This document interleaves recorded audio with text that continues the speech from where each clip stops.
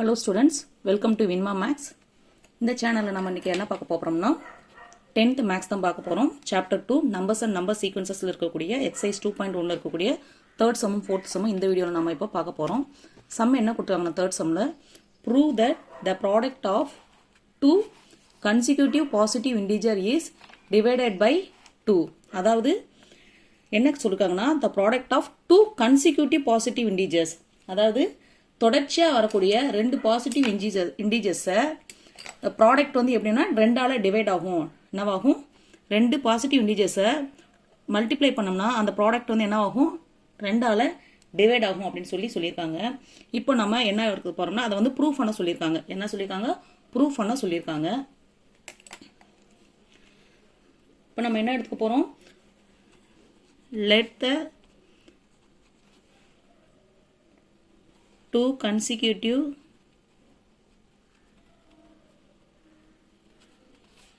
positive integers are positive integers நம்ம எப்படி வச்சுக்கலாம்? ஜெனரல் ஃபார்மட் என்ன? பாசிட்டிவ் இன்டிஜர்ஸோட ஃபார்மட் வந்து என்ன?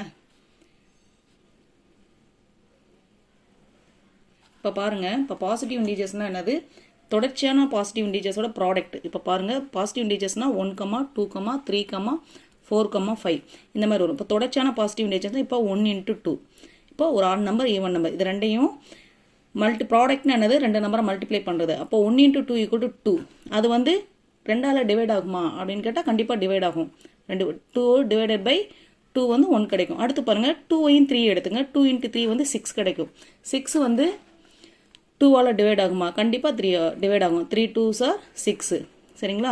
இதை வந்து நம்மளுக்கு வந்து நிரூபிக்க சொல்லியிருக்காங்க. இதை தான் வந்து நம்மளுக்கு என்ன சொல்லியிருக்காங்க? நிரூபிக்க சொல்லியிருக்காங்க. இதை நம்ம எப்படி நிரூபிக்க போகிறோம்னா, let the two consecutive positive integers be.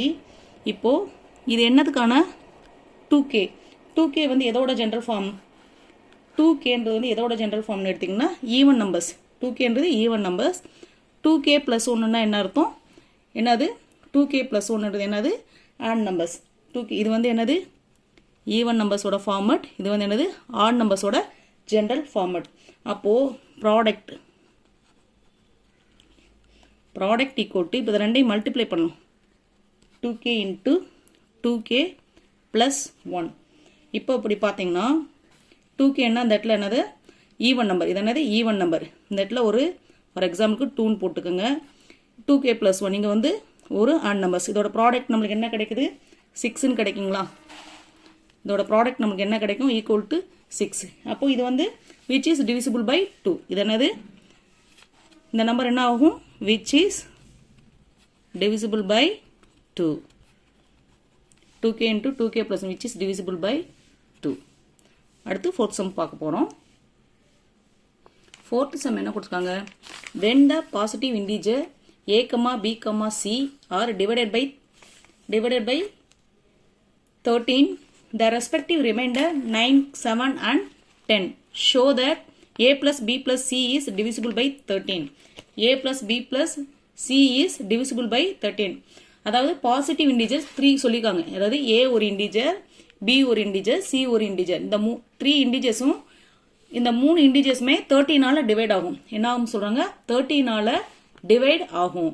அப்போது அதோட ரிமைண்டர் வந்து என்னவா இருக்கும்னா 9, 7 and 10 இருக்கும்ன்றாங்க. சரிங்களா? அதோட ரிமைண்டர் வந்து 9, 7 and 10 show that a plus b plus c is divisible by 13. வாங்க எப்படி செய்யலாம்னு பார்க்கலாம்.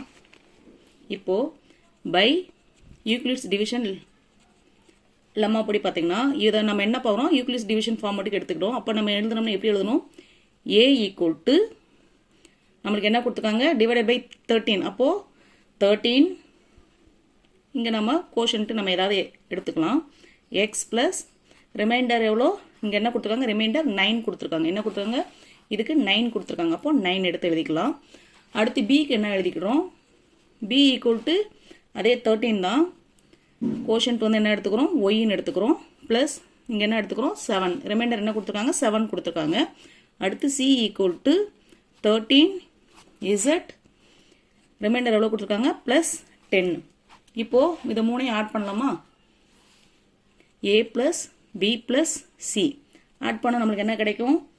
13x plus 9 plus 13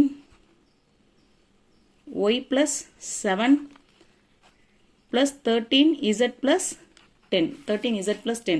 இப்போ பாருங்க 13 வந்து இங்க எல்லாத்துக்கும் காமனா இருக்குங்களா?